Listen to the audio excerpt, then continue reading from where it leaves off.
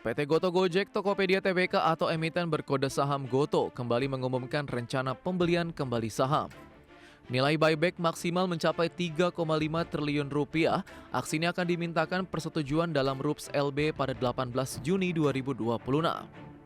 Pelaksanaan buyback dijadwalkan berlangsung hingga 18 Juni 2027.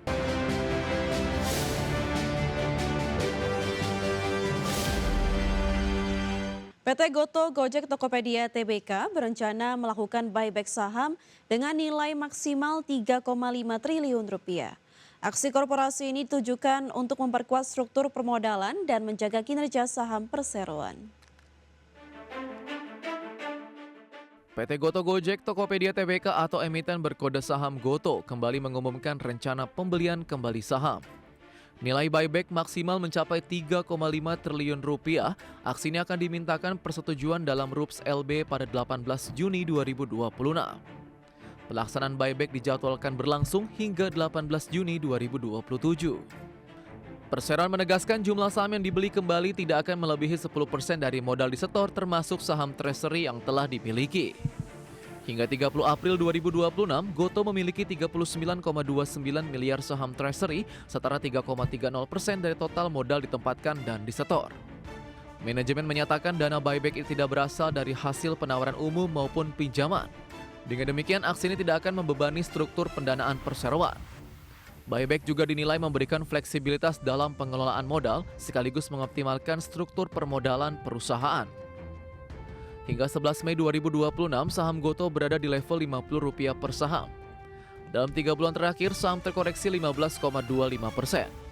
Secara year to date, saham GOTO turun 21,88%. Buyback diharapkan dapat memperkuat performa saham perseroan. Tim Liputan IDX Channel.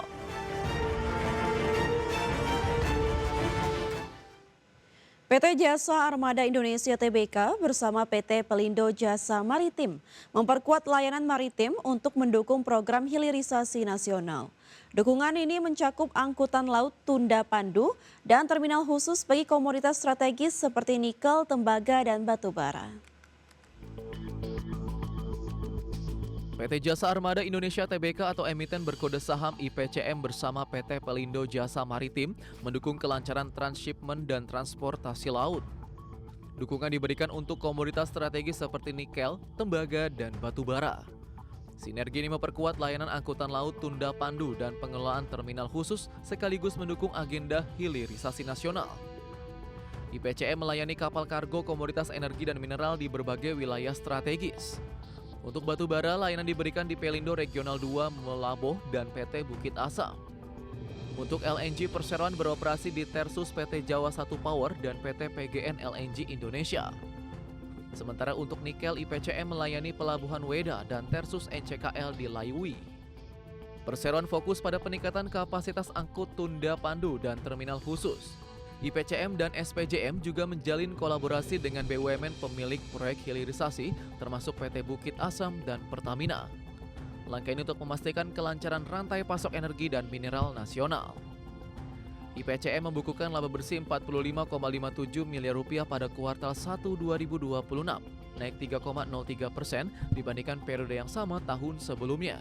Total aset meningkat menjadi 1,79 triliun rupiah dan arus kas operasi naik 36,29% menjadi 102,10 miliar rupiah. Kinerja ini menjadi fondasi ekspansi dan dukungan hilirisasi nasional. Tim Liputan IDX Channel. Menteri SDM Bahlil Lahadalia menawarkan agar fasilitas penyimpanan cadangan atau storage minyak ASEAN dibangun di Indonesia. Nantinya storage minyak yang bakal dibangun akan berkapasitas besar dan akan menyuplai kebutuhan minyak negara-negara di Asia Tenggara. Menteri SDM Bahlil Lahadalia menawarkan agar fasilitas penyimpanan cadangan atau storage minyak ASEAN dibangun di Indonesia. Menurut Bahlil, ide itu dilontarkan tatkala dirinya mendampingi Presiden Prabowo Subianto menghadiri konferensi tingkat tinggi ASEAN ke-48 di Cebu, Filipina pekan lalu. Nantinya, storage minyak yang bakal dibangun akan berkapasitas besar, sebab storage tersebut akan menyuplai kebutuhan minyak untuk negara-negara di Asia Tenggara. Bahlil mengaku telah mengajak sejumlah negara tetangga untuk bekerja sama dalam proyek tersebut. Kendati masih sebatas ide, Bahlil menilai pembangunan storage minyak ASEAN merupakan langkah strategis. Apalagi Indonesia sendiri sedang berproses membangun storage nasional yang saat ini studi kelayakannya sedang berjalan. Nah, ini adalah ide yang bagus. Kita membangun storage di mana aja, tapi kemarin saya tawarkan untuk di Indonesia. Kita membangun cadangan yang cukup besar, yang pada akhirnya kemudian ini menyuplai ke negara-negara di Asia Tenggara. Selain rencana membangun storage minyak untuk kawasan, KTT ASEAN juga membahas optimalisasi penggunaan potensi energi baru dan terbarukan. Langkah ini merupakan upaya untuk mengamankan pasokan sumber daya energi. Tim Liputan IDX Channel. Menteri Koordinator Bidang Perekonomian RI Erlangga Hartarto melakukan kunjungan kerja ke 3 negara Eurasia, yakni Kazakhstan, Rusia, dan Belarus. Rangkaian kunjungan kerja tersebut dilaksanakan untuk memperkuat kerjasama ekonomi bilateral dan kelembagaan dengan negara-negara mitra strategis Indonesia di kawasan Eurasia. Menteri Koordinator Bidang Perekonomian RI Erlangga Hartarto melakukan kunjungan kerja ke 3 negara Eurasia, yakni Kazakhstan, Rusia, dan Belarus pada tanggal 10 hingga 16 Mei 2026. Rangkaian kunjungan kerja tersebut dilaksanakan untuk memperkuat kerjasama ekonomi bilateral dan kelembagaan dengan negara-negara mitra strategis Indonesia di kawasan Eurasia. Kunjungan kerja ini berlangsung dalam momentum yang strategis, yaitu seiring dengan telah ditandatangannya Indonesia-Eurasian Economic Union Free Trade Agreement pada tanggal 21 Desember 2025 yang lalu. Kesepakatan tersebut akan menjadi platform penting untuk memperluas akses pasar, meningkatkan perdagangan, memperkuat konektivitas logistik, serta membuka peluang kerjasama ekonomi yang lebih luas antara Indonesia dan negara-negara anggota Eurasian Economic Union. Menko Erlangga dijadwalkan menghadiri sejumlah pertemuan penting dengan para pimpinan pemerintahan dengan agenda utama antara lain pertemuan dengan Perdana Menteri Kazakhstan di Astana dan Perdana Menteri Belarus di Minsk, serta memimpin delegasi RI pada sidang komisi bersama. Ketiga forum ini menjadi mekanisme penting dalam mendorong tindak lanjut kerjasama ekonomi bilateral secara lebih konkret, terarah, dan saling menguntungkan. Tim Liputan IDX Channel. Kementerian Perdagangan akan merevisi peraturan untuk menata kembali ekosistem e-commerce atau belanja daring di Indonesia. Mendak Budi Santoso tak ingin ada salah satu pihak yang merasa rugi dari kebijakan yang dijalankan. Harapannya pembahasan ekosistem e-commerce itu bisa selesai pada Mei 2026 ini. Menteri Perdagangan Budi Santoso mengungkapkan rencana revisi peraturan untuk menata kembali ekosistem e-commerce atau belanja daring. Mendak tak ingin ada salah satu pihak yang merasa rugi dari kebijakan yang dijalankan. Budi menyebut saat ini pihaknya tengah mempersiapkan revisi peraturan Menteri Perdagangan soal ekosistem e-commerce. Meski begitu, Mendak enggan mengungkapkan isinya karena masih dalam pembahasan. Budi mengatakan pada prinsipnya perlindungan konsumen menjadi penting. Selain itu, unsur hak dan kewajiban konsumen serta penjual dalam ekosistem e-commerce tadi juga turut menjadi perhatian. Harapannya pembahasan ekosistem e-commerce itu bisa selesai pada Mei 2026 ini. Ekosistem e-commerce itu kan banyak sekali. Jadi kita nggak hanya ngomongin yang besar, yang kecil, tapi semua stakeholder yang terkait dengan e-commerce. Hak dan kewajibannya supaya tidak ada yang dirugikan, ya, harus saling menguntungkan sehingga semua itu berjalan. Antara kan e-commerce juga butuh seller, ya. Seller juga butuh e-commerce. Tapi bagaimana mereka itu bisa berjalan bersama, ya, dan kewajiban masing-masing harus terpenuhi, harus saling menguntungkan. Ya, kalau ada yang dirugikan nanti pasti ekosistem itu tidak berjalan dengan bagus. Tentu banyak instrumen yang kita lihat kembali, ya. Kita lihat kembali, kita evaluasi kembali.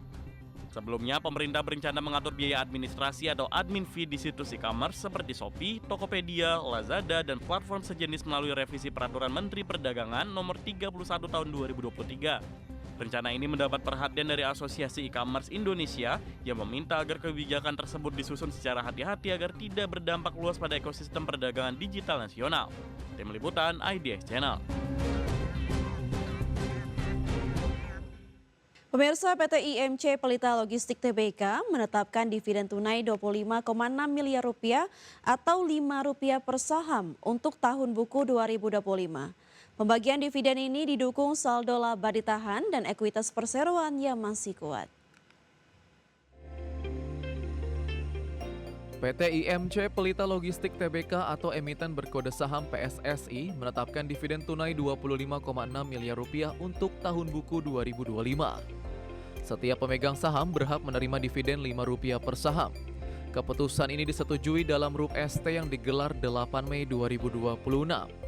Dividen akan dibagikan kepada pemegang saham yang tercatat dalam DPS. Nilai dividen tercatat 4 kali lipat dari laba bersih yang diatribusikan kepada entitas induk. Laba bersih perseroan pada 2025 tercatat 4,1 miliar rupiah. Meski demikian, perseroan masih memiliki saldo laba ditahan yang kuat untuk menjaga kebijakan pembagian dividen. Saldo laba ditahan yang tidak dibatasi penggunaannya mencapai 1,61 triliun rupiah. Total ekuitas perseroan tercatat 2,57 triliun rupiah. Kondisi ini menunjukkan struktur permodalan yang masih solid dalam mendukung operasional dan kebijakan korporasi. Dividen pasar reguler dan negosiasi ditetapkan pada 20 Mei 2026. Ex-dividen pasar reguler pada 21 Mei 2026. Pembayaran dividen akan dilakukan pada 11 Juni 2026 kepada pemegang saham yang tercatat pada 22 Mei 2026. Tim Liputan IDX Channel.